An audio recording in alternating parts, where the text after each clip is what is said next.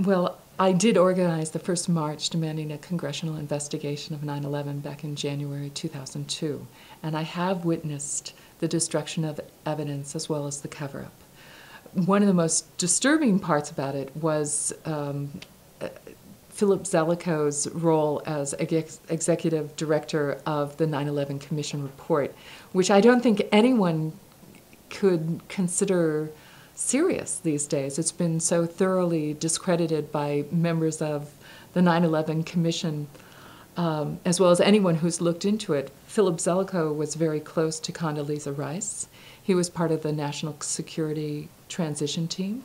He authored a paper prior to 9/11 saying that in the event of a terrorist attack, say at the World Trade Center, we could have a before and after period, and we could just basically laying out 9/11 and how it could be used to further interest. His specialty in college was myths thought to be true, although not necessarily true, that it would have lasting impact upon generation after generation. Condoleezza Rice asked him to write the preemptive war doctrine, which was subsequently adopted by the Bush administration. So he's not exactly an unbiased person. The whole 9/11 Commission report was based on tortured evidence, which I think is, useless in a court of law and can't be. I mean, under torture, you get anyone to say anything.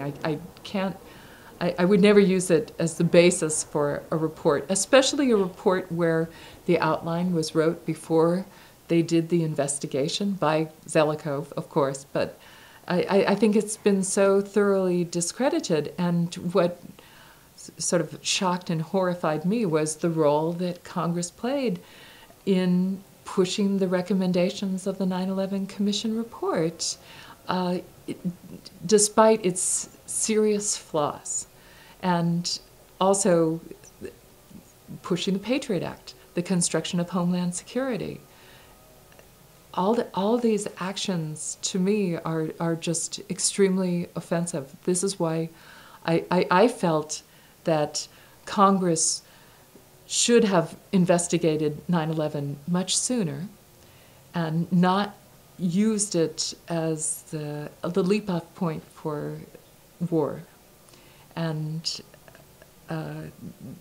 this is where I have probably the biggest difference between myself and my opponent, Congresswoman Anna Eshoo, because she believed in Bush at the time of 9/11, and she also was supposed to be overseeing the intelligence agencies. And I just don't feel that the intelligence agencies have been reined in at all. I think they've been empowered and strengthened, and that they're a great threat to us. I've seen the institutionalization of torture, the widespread use of drones against innocent civilians, which threaten people not only in Pakistan, but now in the United States. They've okayed the use of drones here in the United States.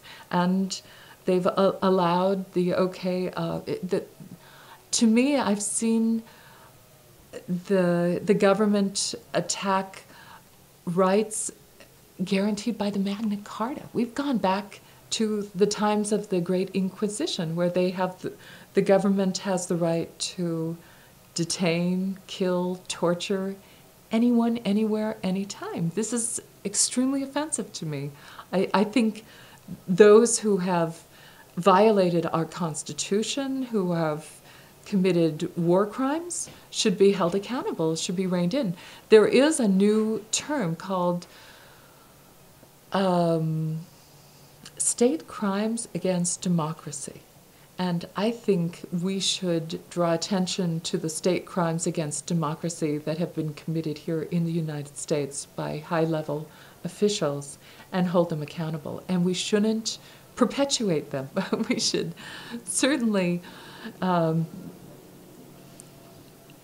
do something to get rid of the Patriot Act and these recent pieces of legislation like the National Defense Authorization Act, which are so threatening to our basic rights.